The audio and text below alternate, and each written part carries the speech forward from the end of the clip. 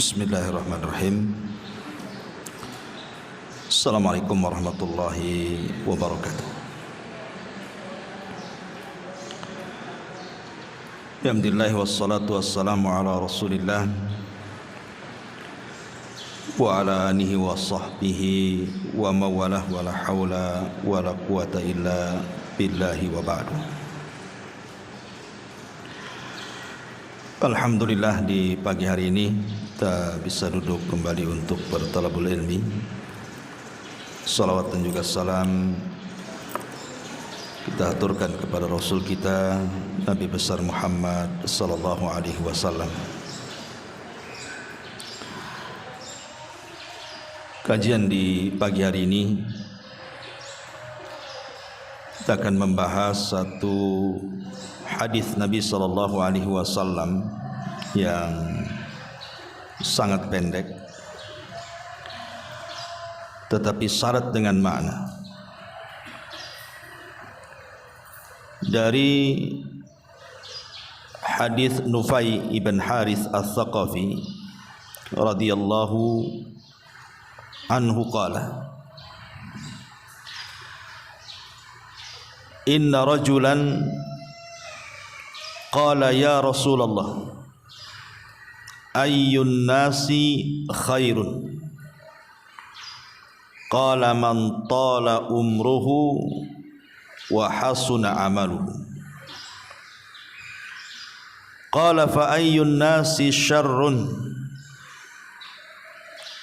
qala man tala umruhu wa sa'a amaluhu, rawahu Tirmidzi. Dari Nufai ibnu Harith al-Thaqafi radhiyallahu anhu, ada seorang laki-laki berkata kepada Nabi sallallahu alaihi wasallam, Rasul, manusia yang paling baik itu seperti apa? Maka Rasul mengatakan, man tala umruhu wa hasuna amaluhu, yang panjang umurnya tapi baik amalannya. Kemudian laki-laki ini bertanya lagi, lalu siapa manusia yang paling buruk kalau begitu? Maka Rasul mengatakan, man tala umruhu wa sa'a amaluhu, yang panjang umurnya jelek pula amalannya. Dari hadis ini kita tahu bahwa orang yang dipanjangkan usia terkadang baik bagi dia, tetapi juga terkadang buruk bagi dia. Makanya kenapa Nabi sallallahu alaihi wasallam mengatakan, la yatamannayanna ahadukumul maut imma muhsinan fala'allahu an yazdad khairan wa imma musian fala'allahu an yasta'tid. Kata Nabi sallallahu alaihi wasallam, janganlah seseorang dari kalian berharap kematian. Barangkali jika dia berbuat baik, semoga bertambahlah nilai kebaikannya. Tapi jika dia berbuat salah, semoga dia bisa menyesali kesalahannya. Artinya bahwa Nabi SAW ingin menjelaskan kepada kita tentang pentingnya sebuah umur. Pentingnya sebuah umur, di mana hakikat umur itu adalah ketika seseorang menghabiskan usianya untuk ketaatan kepada Allah. Karena dalam hadis ini Nabi SAW tidak pernah memuji orang yang usianya panjang, kecuali kalau baik amalannya. Makanya kenapa Nabi SAW mengatakan, man tala umruhu wa hasuna amaluhu, yang panjang umurnya tidak sampai di sini, tetapi juga baik amalannya. Karena buat apa panjang umur kalau jelek amalannya. Karena Allah Subhanahu wa taala mengingatkan dalam surah Al-Imran ayat 178, wala yahsabanna alladhina kafaru annama numli lahum khairun li anfusihim innama numli lahum liyazdadu ithman walahum adzabun muhin. Jangan kira orang-orang kufur itu, orang-orang kafir itu, kami panjangkan usia mereka, kami biarkan mereka panjang usianya, senang hidupnya, khairun li anfusihim, itu kebaikan untuk mereka. Bukan, innama numli lahum, sengaja kami biarkan mereka panjang umur itu, liyazdadu itsman, untuk nambah dosa, dan bagi mereka adab yang sangat menghinakan. Lihat bagaimana Allah Subhanahu wa taala mengingatkan, kalau panjang umur itu tidak ada manfaatnya bagi ketaatan kepada Allah, buat apa? Jangan-jangan itu istidraj saja tuh. Dibiarkan kita panjang umurnya, dibiarkan kita senang hidupnya, tapi rupanya sengaja Allah tumpuk-tumpukkan dosanya. Makanya kenapa kalau kita lihat para ulama, ada di antara mereka itu yang dipanjangkan usianya. Contoh pamannya Imam Ahmad, usianya 74 kemudian meninggal. Atau Imam Malik lah, lebih lama lagi Imam Malik itu usianya. Ada yang mengatakan 83 tahun, ada yang mengatakan usianya 84 tahun baru meninggal. Kalau Imam Syafi'i mungkin lebih muda lagi meninggalnya, ya, enggak salah sekitar 50 tahun usia dia. Tapi ada ulama itu justru lebih muda lagi meninggal, seperti Imam Nawawi yang kitabnya sudah kita kaji kemarin, Arba'in Nawawi, itu di usia 44 tahun meninggal, tapi membuahkan karya yang luar biasa.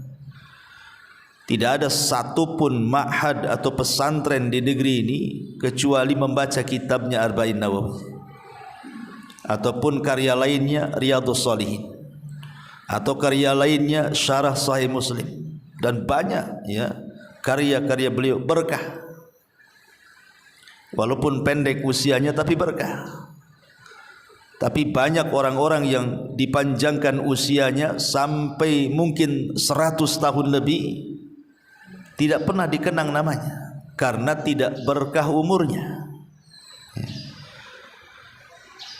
Lah yang kita inginkan, kalaupun kita berdoa kepada Allah Subhanahu wa taala dipanjangkan umur, itu maksudnya untuk memperbanyak ketaatan. Dan itulah doa yang didoakan oleh Rasul kepada Anas bin Malik kan. Ketika ibunya membawa Anas bin Malik, usianya Anas ketika itu 10 tahun, datang kepada Rasul dan mengatakan, ya Rasulullah, wahai Rasul, ini Anas putraku, jadikan dia pembantumu dan doakan dia juga. Apa doa Nabi? Allahumma aktsir malahu wa waladahu wa barik lahu fima a'taitahu. Ya Allah, perbanyak hartanya, perbanyak anaknya, dan berkahilah apa yang akan kau berikan kepadanya. Jadi Nabi SAW tetap mendoakan Anas itu untuk diperbanyak hartanya, dipanjangkan umurnya, diperbanyak keturunannya, dan tidak lupa kata Rasul wabarik, dan berkahi juga. Karena kalau umur diberkahi itu, alhamdulillah, itulah sebaik-baik manusia. Makanya kata Anas bin Malik radhiyallahu anhu setelah lama begitu yang meninggalnya Rasul, kata Anas bin Malik radhiyallahu mengatakan, fa wallahi inna mali lakatsir wa inna waladi wa walada walidi la yata'adduna ala nahwil mi'atil yaum. Sesungguhnya hartaku banyak, anak dan anak dari anak-anakku alias cucuku mencapai 100 orang. Artinya doa Nabi SAW terkabulkan dan berkah. Semua anak-anak Anas ibn Malik dan juga anak-anak daripada anak-anaknya Anas ibn Malik sebagian besar menjadi para ulama, ya. Tapi jangan pula kemudian panjang umur itu menjadi kesialan, karena di zaman sahabat Sa'ad ibn Abi Waqqas itu kan dikenal, Bu, seorang yang mustajab doa. Sa'ad bin Abi Waqqas itu kalau berdoa itu diijabah tuh Sa'ad itu, karena memang dia yang meminta kepada Nabi SAW. Jadi di masa kekhilafahan Amirul Mukminin Umar bin Khattab radhiyallahu an, jadi Sa'ad itu kan ditugaskan oleh Umar bin Khattab radhiyallahu an untuk menjadi gubernur di Kufah. Masalahnya ada orang-orang yang tidak suka dengan Sa'ad bin Abi Waqqas ini. Akhirnya membuat riak-riak fitnah. Difitnah dia. Katanya Sa'ad ini sholatnya nggak beres. Katanya Sa'ad ini nggak serius dalam memimpin penduduk Kufah. Macam-macam lah fitnah yang diberikan kepada Sa'ad. Akhirnya sampailah di telinga Umar bin Khattab. Dipanggil, dicopot dari jabatannya, kemudian diganti oleh Ammar bin Yasir. Kemudian Umar bin Khattab radhiyallahu an mulai menelisik kasusnya Sa'ad ini. Betul enggak penduduk Kufah ini omongannya? Rupanya tidak benar. Hanya 1-2 orang saja yang tidak suka kepada Sa'ad, itulah yang menjadi provokator yang memprovokasi penduduk Kufah. Dari situ geramlah Sa'ad, kemudian berdoa. Apa kata Sa'ad? Dia mengatakan, ya Allah, Allahumma in kana abduka hadza kadhiba qama riya'an wa sum'atan fa'atil umrahu wa atil faqrahu wa arridhu bil fitani. Ya Allah, kalau memang ucapan orang itu dusta terhadap diriku, aku tidak pernah melakukan mereka ucapkan, dan dia mengucapkan seperti itu karena ria dan sum'ah saja, panjangkan umurnya dan panjangkan juga kefakirannya, kemudian berikan sebanyak-banyaknya fitnah kepada dia. Itu doanya Sa'ad bin Abi Waqqas, karena merasa pihak dizalimi masalahnya kan. Akhirnya berselang waktu panjang sekali. Rupanya orang yang didoakan saat itu betul-betul panjang umurnya. Panjang sekali umurnya. Dan dia menjadi orang yang sangat fakir. Tidak ada orang fakir di Kufah kecuali dia. Tidak punya rumah, tidak punya apa-apa. Dan dia pun menjadi peminta-minta di jalan. Kemudian banyak orang mencela dia. Tentu umur yang seperti ini tidak berkah, walaupun panjang umurnya kan. Karena panjang umur karena doa orang yang dizalimi masalahnya. Enggak berkah umur yang kayak gini nih. Dan kasusnya sama juga kepada Sa'id bin Zaid, satu di antara 10 sahabat yang dijanjikan masuk surga. Jadi dia kes dengan seorang wanita namanya Arwa bintu Uwais. Arwa bintu Aus, ya, radhiyallahu an. Sa'id ibn Zaid ini, ibn Amr ibn Nufail, ini bermasalah dengan seorang wanita jahat namanya Arwa bintu Uwais kalau nggak salah. Jadi Sa'id ibn Zaid ini kan punya kebun, kebunnya luas. Kemudian banyak pula di situ pokok-pokok kurma. Dan di situ ada sumur. Kita lihat di zaman itu air sangat mahal kan gitu ya. Tiba-tiba kemudian si wanita jahat ini mengklaim bahwa itu tanah-tanah dia, itu sumur-sumur dia, itu pula pokok kurma dia. Bersumpah-sumpah. Akhirnya kemudian kasusnya sampai kepada Marwan ibn Hakam yang ketika itu menjadi berkuasa di situ. Kemudian Marwan pun memanggil Sa'id ibn Zaid ini, betul enggak itu tanah milik orang kau ambil? Karena wanita itu mengklaim itu tanahnya, sumurnya, kemudian pokok kurmanya. Jadi Sa'id ibn Zaid ini sambil menangis dengan mengatakan, mungkinkah aku mengambil lahan orang, sementara Nabi SAW mengatakan barang siapa yang mengambil tanah satu jengkal saja akan dikalungkan 7 lapis ke bumi pada hari kiamat. Mungkinkah saya mengambilnya? Sambil menangis tuh, ya. Sa'id ibn Zaid, mustahil aku mengambil tanah orang, katanya. Kemudian dia mengatakan, tetapi sudahlah, kalau dia mengaku itu tanahnya, kuberikan tanahku kepadanya, kuberikan kurma itu kepadanya, dan kuberikan sak sumur-sumurnya. Kemudian dia berdoa kepada Allah, Allahumma in kana kadhibatan, Allahumma in kanat kadhibatan, ya Allah, kalau wanita yang mengaku-ngaku itu pendusta. Lihat doanya, fa'atil umroha, panjangkan tuh usianya, wa'ami basaraha, tapi butakan kedua matanya, waqtulha fi mazra'atiha, bunuh dia di ladangnya. Lihat doanya Sa'id bin Zaid ini. Subhanallah, wanita ini dipanjangkan usianya, betul-betul dipanjangkan sehingga dia bisa menikmati hasil kezaliman kebunnya. Akhirnya setelah dia tua, dia buta. Kemudian dia karena buta, tidak tahu arah di dalam kebunnya, kemudian dia terperosok masuk pula ke sumurnya itu, mati di sumurnya. Kan wanita ini juga panjang juga umurnya kan, tapi kan tidak berkah kan itu.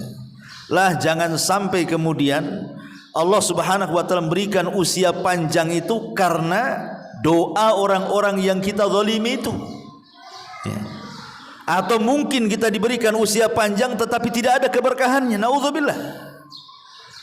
Karena Allah tidak pernah memuji orang tua tuh, yang panjang-panjang usianya itu, kecuali kalau diikat dengan amal soleh baru Allah puji. Ma'asyiral muslimat yang dimuliakan Allah Subhanahu wa taala. Kenapa demikian? Karena Al-Qur'anul Karim ketika bicara soal orang-orang kafir yang menyesal dan mereka ingin kembali ke bumi supaya bisa beramal soleh, Allah Subhanahu wa taala singgung tuh orang-orang kafir itu dan mengatakan, awalam nu'ammirkum ma yatadzakkaru fihi man tadzakkar wa ja'akumun nadhir, kata Allah. Allah mengatakan, bukankah kami telah memanjangkan umurmu dalam masa yang cukup untuk dapat berfikir bagi orang-orang yang bisa berfikir, dan bukankah pula telah datang kepada kamu peringatan? Kenapa kau tidak berubah? Kenapa kau tidak beriman? Kenapa baru sekarang sadar ingin kembali ke bumi dan ingin beramal saleh?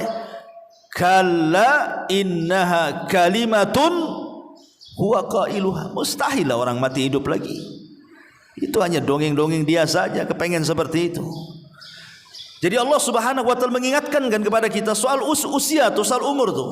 Awalam nu'ammirkum ma yatadzakkaru fihi man tadzakkar. Sudahkah aku berikan umur cukup-cukuplah kepada kalian itu? Mungkin di antara kita ada yang dicukupkan usianya sampai 50, 60, 70 tahun, kan dah cukup tuh. Ya. Dan peringatan pun sudah Allah Subhanahu wa taala berikan kepada kita, coba. Mulai daripada rambut putih itu kan peringatan tuh. Oh, dengan rambut uban itu tandanya kita sudah menua dan sudah mendekati ajal.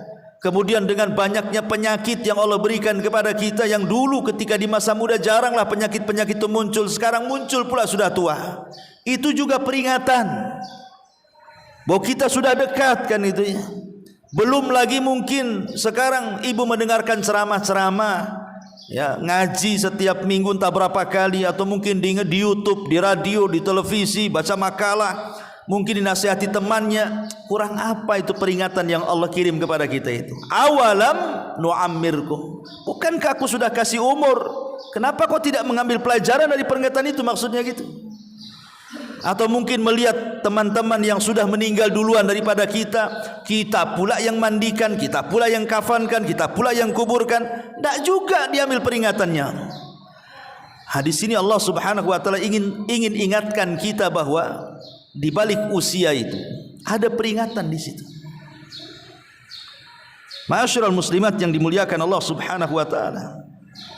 Makanya kenapa Nabi SAW sampai mengatakan, laisa ahadun afdal indallahi min mu'minin yu'ammaru fil Islam litasbihihi wa takbirihi wa tahlilihi. Kata Rasul, tidak ada seseorang yang lebih afdal di hadapan Allah. Tidak ada satupun manusia yang lebih afdal di sisi Allah Subhanahu wa taala kecuali seorang mukmin yang dipanjangkan umurnya, tetapi ia gunakan untuk tasbih, untuk tahmid, untuk takbir, untuk tahlil, alias mengingat Allah Subhanahu wa taala. Baru tuh kalau seandainya usianya dipanjangkan dalam rangka mengingat Allah, itulah sebaik-baik manusia di sisi Allah Subhanahu wa taala. Masalahnya Bu, terkadang Nabi SAW kan sudah mengatakan dalam hadisnya, al-mu'minul qawi khairun wa ahabbu ilallah minal mu'minidh dhaif. Mukmin yang kuat itu lebih baik dan lebih dicintai Allah dibandingkan mukmin yang lemah. Wa fi kullin khairun. Kemudian kata Nabi SAW, namun keduanya tetap memiliki kebaikan. Baik mukmin yang kuat ataupun mukmin yang lemah, dua-duanya memiliki kebaikan. Walaupun Allah lebih mencintai mukmin yang kuat dibandingkan mukmin yang lemah, tapi dua-duanya ada sisi baiknya. Kemudian Nabi SAW mengatakan, ihris ala ma yanfa'uk, ihris ala ma yanfa'uka wasta'im billahi wala ta'jaz, wa in asabaka syai'un fala taqul law anni fa'altu kana kadza wa kadza, walakin kul qaddarallah wa ma syaa fa'al. Kata Nabi SAW, bersemangatlah atas hal-hal yang bermanfaat bagimu. Maknanya apa? Kita disuruh meraih sesuatu yang bermanfaat bagi kehidupan kita. Karena ada manusia itu yang di depannya alat-alat itu bisa dimanfaatkan sebenarnya untuk akhiratnya, tapi dia tidak mau ngambil manfaat, itu masalahnya. Contoh yang sederhana saja, handphone lah. Handphone ini sebenarnya barang yang sangat bermanfaat sebenarnya untuk akhirat kita. Karena di handphone itu ada Al-Quran, di handphone itu ada hadis-hadis Nabi. Sekarang ini kan ada ceramah-ceramah, ada wejangan-wejangan, ada artikel-artikel agama. Seolah-olah disingkat yang dulu ibu itu ya, kalau ingin membaca sebuah artikel atau ingin mengetahui sesuatu harus beli buku dulu tuh. Zaman dulu kan harus beli buku, Bu. Saya aja dulu waktu masih di pesantren itu kepengen buku ini, Bu, harus beli, ngumpulin duit, beli kitab. Dan harganya itu, kitab itu mahal di zaman dulu tuh. Alhamdulillah, Allah mudahkan, kitabnya sudah di handphone sekarang. Qurannya sudah ada di handphone, tafsir-tafsirnya ada di handphone, syarah-syarahnya, semua syarah-syarah hadis-hadis ada di handphone semuanya. Subhanallah, artinya handphone ini kalau kita bisa manfaatkan, bisalah mengarahkan kita ke sorga dengan usia kita yang kita habiskan depan handphone ini. Tapi berapa banyak yang ngambil manfaat dari handphone itu coba? Kebanyakan orang pegang handphone itu ya untuk kakak saja itu tuh, tertawa dari pagi sampai malam kan itu. Atau mungkin hanya untuk nonton yang tidak jelas dari pagi sampai malam saja. Ingat, semua akan dipertanggungjawabkan soal usia yang lewat dari kita. Satu nafas, hentakan nafas saja akan dipertanggungjawabkan tuh. Karena itu menyangkut umur, itu menyangkut waktu masalahnya. Makanya kenapa kemudian para ulama salaf seperti Imam Ahmad ibn Hanbal rahimahullahu taala ketika ditanya, "Kaifa asbahta ya Imam?" Imam, bagaimana engkau memasuki pagi harimu? Apa kata Imam Ahmad? Qala, dia mengatakan, "Fi umrun yanqus wa dhunubun tazid," katanya. Apa kata beliau? Umurku makin berkurang sementara dosaku makin bertambah. Ini yang ngomong Imam Ahmad, yang hari-hari dia habiskan waktunya untuk mencatat, membaca dan berdakwah. Tapi dia mengatakan ketika ditanya macam mana pagi hari wahai Imam, dia mengatakan setiap pagi umurku berkurang tapi amalanku tidak pernah bertambah. Persis daripada ucapan salafnya. Siapa? Abdullah ibn Mas'ud radhiyallahu anhu, yang mengatakan, "Ma nadimtu ala syai'in nadami ala yaumin gharabat syamsuhu naqasa fihi umri walam yazid fihi amali." Kata Abdullah bin Mas'ud radhiyallahu anhu, tidak ada sesuatu yang aku sesalkan dalam hidupku, katanya, daripada penyesalan ketika satu hari lewat bagi diriku, berkuranglah umurku tapi tidak pula bertambah pula amalanku, katanya. Ini kan ulama-ulama salaf luar biasa. Karena mereka ingin bahwa umur yang lewat bagi mereka itu ya bermanfaat gitu, bukan hanya lewat begitu saja dengan menghabiskan kebiasaan-kebiasaan yang tidak ada manfaatnya. Sehingga para ulama itu sampai mengkiaskan, ibu kalau dalam berniaga, namanya ibu seorang peniaga lah, tentu yang ibu harapkan apa? Modal. Seorang peniaga itu yang diharapkan adalah modal besar. Makin besar modalnya, makin besarlah keuntungannya. Itulah seorang pedagang. Lihat para pembisnis itu, sampai mereka untuk cari modal itu sampai utang-utang orang kan begitu. Karena itulah ra'sul mal. Itulah pokok harta dalam dunia perniagaan, itu modalnya tuh. Besar tidaknya sebuah keuntungan ditentukan oleh modal. Makin besar modalnya, makin besar untungnya. Kalau kecil modalnya, ya kecil juga keuntungannya lah. Tidak mungkinlah ibu usaha modal 200.000 pengen untung 10 juta dari mana? Ya kalau ingin punya untung 10 juta per bulan, ya modalnya pun harus ratusan juta kan begitu. Itu logika tuh. Lah ulama mengatakan kalau modal uang itu istilahnya ra'sul mal fit tijarah, itu pokok harta dalam perniagaan, maka waktu itu adalah modal dari usia yang berjalan pada diri kita. Jadi waktu itu modal kita. Jadi kalau kita ingin untung di akhirat, mendapatkan surga Allah Subhanahu wa taala, perbesar modalnya. Artinya apa? Gunakan waktu dalam usia kita ini sebaik mungkin gitu loh. Makin banyak kita gunakan waktu ini untuk beribadah kepada Allah Azza wa Jalla, berarti makin besar keuntungan kita di akhirat tuh. Tapi makin sedikit waktu yang kita gunakan untuk beribadah, ya jangan harap ingin mendapatkan keuntungan besar di akhirat. Makanya ada istilah ad-dunya mazra'atu lil akhirah. Dunia ini tempat bercocok tanam untuk dituai hasilnya di akhirat, kata ulama. Ya. Ma'asyiral muslimat yang dimuliakan Allah Subhanahu wa taala. Maka kalau kita sudah tahu betapa pentingnya umur itu, maka orang yang cerdas, kata Rasul, al-kayyisu man dana nafsah wa amila lima ba'dal maut. Orang yang cerdas itu orang yang introspeksinya terus, ya, setiap hari. Kalau bisa hari ini lebih baik daripada hari kemarin, besok harus lebih baik daripada hari ini, lusa lebih baik daripada besok, dan begitu seterusnya.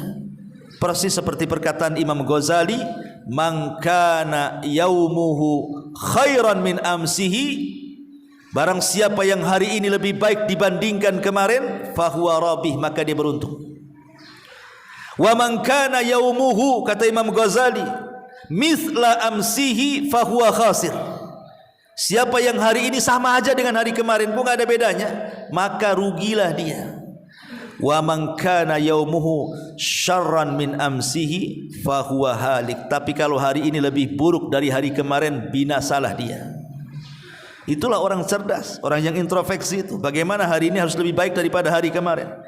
Makanya Hasan Al-Basri rahimahullah ta'ala sampai mengatakan, ma min yaumin yanshakku fajruhu illa wa yunadi ya ibna adam ana khalqun jadid wa ala amalika syahid fatazawwad minni fa inni idza madaitu la a'udu ila yaumil qiyamah. Apa kata Hasan Al-Basri? Tidak ada satu hari yang fajar terbit pada hari itu kecuali dia akan berseru, wahai anak Adam. Siapa yang berseru? Maksudnya pagi-pagi itu, si pagi itu akan berseru, wahai anak Adam, sesungguhnya aku adalah makhluk baru terbit ya. Aku akan menjadi saksi terhadap amalan-amalanmu hari ini. Maka berbekalah dariku, karena sesungguhnya apabila aku telah berlalu, aku tidak akan pernah kembali sampai kiamat. Seolah-olah Hasan Al-Basri ingin mengatakan, kalau seandainya matahari terbit di pagi hari itu bisa bicara gitu maksudnya, maka matahari itu akan ngomong sama kita seperti itu dan mengatakan, saya ini makhluk yang baru terbit hari ini. Sesungguhnya aku akan jadi saksi untuk amalan-amalan kalian di hari ini. Maka berbekalah dariku, karena kalau aku berlalu tidak akan pernah kembali sampai hari kiamat. Makanya ada istilah, kemarin sesuatu yang mustahil untuk diulang, besok sesuatu yang mustahil untuk kita dapat karena belum terjadi. Yang memungkinkan hari ini yang berjalan, yang mungkin kita bisa manfaatkan. Itulah salah satu perkataan Hasan Al-Basri rahimahullahu ta'ala. Ma'asyiral muslimat yang dimuliakan Allah subhanahu wa ta'ala, manusia ini pasti akan dapat ujian. Manusia pasti akan diuji. Tidak mungkin tidak, kita ini akan diuji. Entah diuji dengan kesehatan sehingga kita lama terbaring sakit, entah diuji dengan ekonomi sehingga kita stres setiap hari mikir cari duit, entah diuji dari pasangan lah gitu. Ibu asik mikir suaminya saja pengen bayi, sibuk diuji dengan anak-anaknya, rutinitasnya sibuk dengan anak-anaknya saja. Pertanyaannya, apakah sepanjang waktu ibu harus disibukkan dengan perkara-perkara seperti itu sampai tua gitu, kemudian mati? Lalu apa hasilnya? Memang manusia akan diuji gitu maksudnya ya, tapi bukan berarti kemudian ujian itu menyibukkan kita terus menghadapi sampai waktu berjalan lalu, akhirnya kemudian mati hanya memikirkan apa yang Allah ujikan kepada kita. Kalau bisa ya gitu ya, kalau bisa ya, ujian memang ujian. Adalah hari-hari mungkin yang buat kita stres, buat kita bingung kan, tetapi bukan berarti kita tidak bisa beribadah kepada Allah. Sakit-sakit iya sakit, tapi kalau bisa lisan tetap berzikir. Boleh jadi mungkin ibu stres kadang-kadang dengan suami, dengan anak-anak, tetapi luangkan waktu juga untuk beribadah kepada Allah Azza wa Jalla. Sebab disitulah kadang-kadang manusia diuji itu. Kalau sudah sakit udah lupa ibadah kan begitu. Kalau sudah miskin gitu ya, sudah susah cari uang, jangankan cerita hadir di majelis taklim, ke masjid solat pun tidak. Nah, ini kan masalah ya. Atau diuji dengan kekayaan, makin lupa diri pula dia. Nah, jangan sampai kemudian waktu berlalu akhirnya tidak ada pula lah yang bisa kita manfaatkan dalam hidup kita dengan ibadah dan memperbanyak pahala di hadapan Allah karena sibuk tadi menghadapi ujian tadi. Karena begini ya, ada sebuah syair yang mengatakan, tazawwad minat taqwa fa innaka la tadri idza janna al-lailu hal ta'ishu ilal fajri wa kam min sahihin mata min ghairi illatin wa kam min alilin ashahinan minad dahri fa kam min fatan amsa wa asbaha dhahikan wa qad nusijat akfanuha wa huwa la yadri wa kam min sigharin yurtaja tula umrihi wa qad udkhilat ajsamuhum zulmatal qabri. Seorang penyair mengatakan, ada mengatakan ini perkataan Imam Syafi'i rahimahullahu taala, berbekalah ketakwaan, karena sesungguhnya engkau tidak tahu jika malam telah tiba, apakah engkau masih bisa hidup hingga di pagi hari. Kita tidak tahu kalau sudah tidur, Bu, apa ibu bisa bangun lagi? Tidak ada yang tahu. Betapa banyak orang-orang yang sehat kemudian meninggal tanpa didahului sakit, dan betapa banyak orang-orang sakit yang masih bisa hidup beberapa tahun lamanya.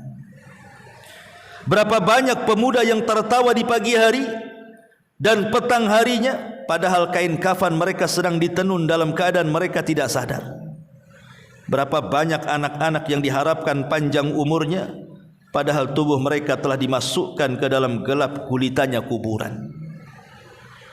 Dari sini kita tahu bahwa, karena kan kita tidak tahu nih kematian di kapan, dan usia ini terus berjalan kan gitu ya. Maka orang yang cerdas itu kan harus mempersiapkan bekal sebelum kematian. Man dana nafsa wa amila lima ba'dal maut, kan itu. Makanya kenapa kemudian Nabi SAW ingin katakan, sebaik-baik manusia man tala umruhu wa hasuna amaluhu. Orang yang panjang umurnya tetapi baik pula lah dia amalannya. Ma'asyiral muslimat yang dimuliakan Allah Subhanahu wa taala, di dalam sebuah hadis atau di dalam Al-Qur'anul Karim, Allah juga mengingatkan dalam surah Al-Munafikun ayat 9, ya ayyuhalladzina amanu la tulhikum amwalukum wala auladukum an dzikrillahi wa man yaf'al dzalika faulaika humul khasirun. Wahai orang-orang yang beriman, janganlah melalaikan kalian harta-harta kalian, jangan pula melalaikan anak-anak kalian. Dari apa? Dari mengingat Allah. Karena barang siapa yang kemudian melakukan itu, maka termasuk orang-orang yang rugi. Di sini Allah ingatkan lagi soal umur. Jangan umur kita ini disibukkan dengan harta, lupa akhirat gitu ya. Disibukkan dengan anak-anak, lupa akhirat. Karena kalau itu yang kita mau, kita habiskan umur kita hanya untuk cari duit saja, cari harta saja, dan sibuk hanya mikir anak jadi apa gitu ya, rugi dia ya. Makanya kenapa para ulama kalau bisa sibukkan kehidupan kita ini dengan 4 perkara. 1, perbanyak zikir kepada Allah Azza wa Jalla. Kemudian yang kedua, carilah amalan-amalan yang amalan itu bisa mengalir setelah kematian kita. Sebagaimana Nabi SAW mengatakan umpamanya, sab'un yajri lil abdi ajruhunna. Ada 7 perkara kalau seorang hamba mengamalkannya, pahalanya mengalir sampai kematiannya. Kemudian Nabi SAW mengatakan, di antara 7 perkara itu, ilmu yang diajarkan. Kemudian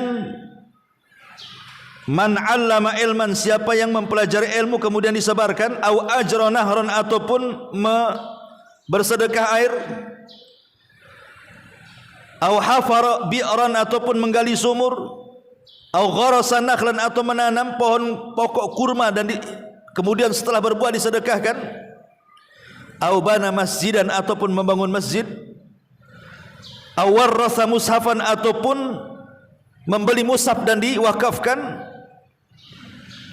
au taraka, ataupun di sini au taraka waladan yastaghfiru lahu ba'da mautihi, ataupun meninggalkan anak yang kelak akan memintakan ampun untuk orang tua setelah kematiannya.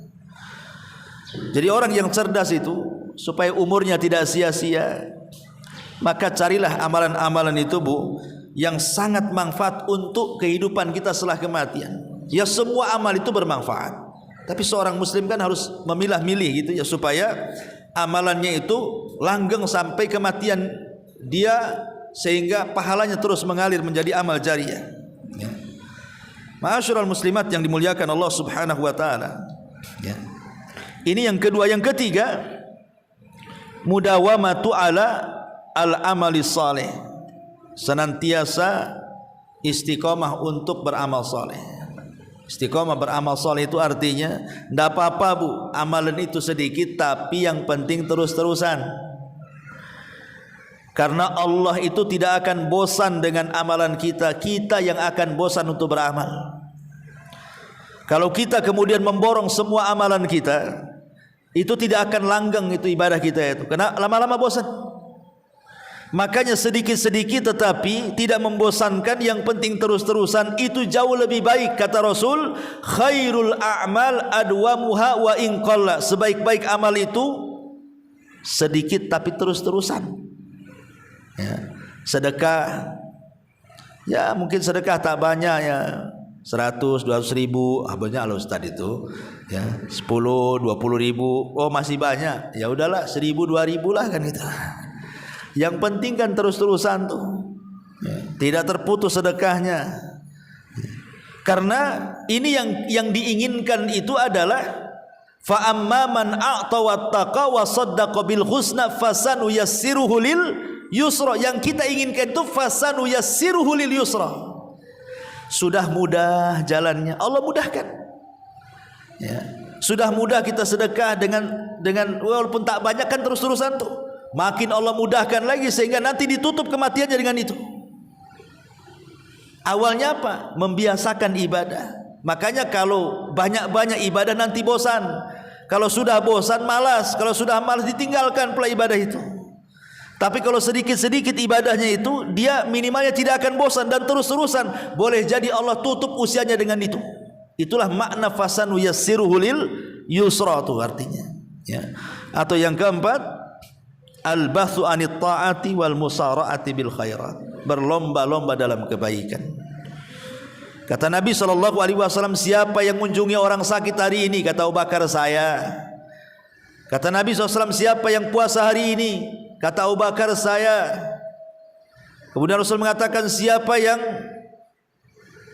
mengikuti orang ke jenazah ke kuburan? Kata Abu Bakar, saya. Kemudian kata Nabi SAW, siapa yang berpuasa, kemudian memberi makan, kemudian tadi orang sakit, jenazah. Kemudian Abu Bakar mengatakan, semua saya tuh. Kata Nabi SAW, siapa yang terkumpul 4 perkara dalam satu waktu, maka diwajibkan dia masuk surga. Pertama puasa, memberi makan fakir miskin, mengunjungi orang sakit, dan mengantar jenazah ke kuburan. Itu yang dilakukan Abu Bakar Siddiq radhiyallahu anhu. Itu yang disebut dengan fastabiqul khairat, nanti berlomba-lomba dalam kebaikan. Ma'asyiral muslimat yang dimuliakan Allah Azza wa Jalla, ini diantara faedah daripada hadis man tala umruhu wa hasuna amaluhu.